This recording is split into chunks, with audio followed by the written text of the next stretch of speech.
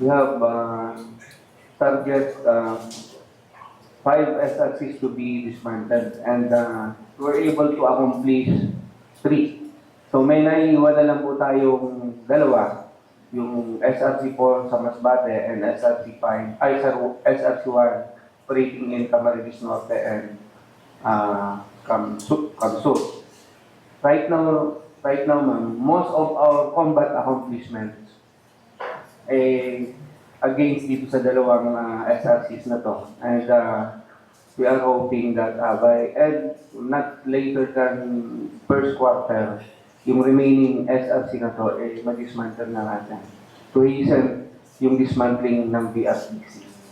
So, we are on track and we will continue yung momentum natin, lalo namin with the arrival of 65th ID effective 15 January, revert back na dito sa amin yung 65th ID.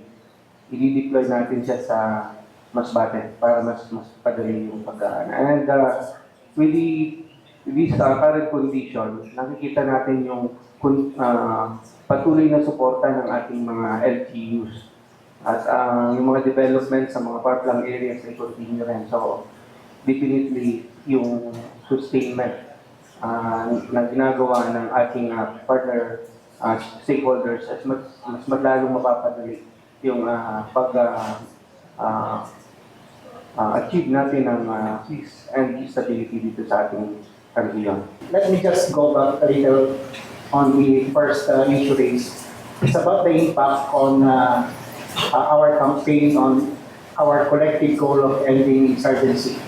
As you can clearly see in the achievement of the 9th ID for calendar year 2025,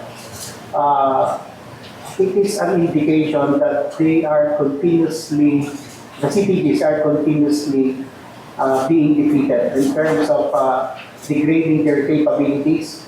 Nawawala na po sila ng armas, nawawala na po sila ng mga personalities, and yung support ng communities is nawawala na rin.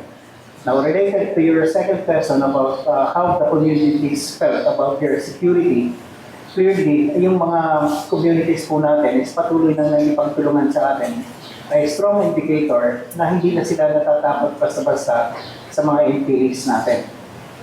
Another indicator is that most of the information that led to the seizure of arms cache and containing a huge amount of war materials from the NPAs are coming from the people from the communities. So that in itself is an indicator na they felt secure. Malaki rin po yung naging epekto nun sa recruitment ng kalaban natin dahil yung mga kababayan natin is mulat na kung ano ba yung mga kasamaan, yung mga ginagawa na kabalbalan ng mga grupong terorista.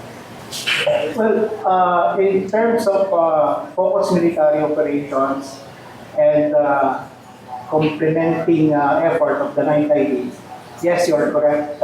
We will be focusing on Masbate, parts of Kamsur and Kamnorte.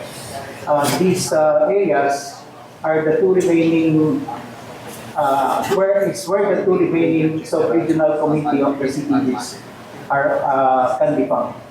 Yung SRC1 at saka yung particularly yung coastal areas ng Kamsur hanggang dun sa may Kamnorte. And then itong Masbate, of course, yung SRC4. Yun ang magiging isa sa mga focus na. But nonetheless, depende sa type of operations. For example, the sustainment operations. It is not saying na we will not be conducting military operations in other parts of Bicol, because we want to ensure that the communities are insulated and that NPAs can never recover the areas that they lost, even in Sorsogon, even in parts of Albay, elsewhere in the Bicol region. So the communities will still they will still be they will still be seeing our soldiers operating in the areas. So Bicol region pa rin, but we focus in terms of probably trial operations.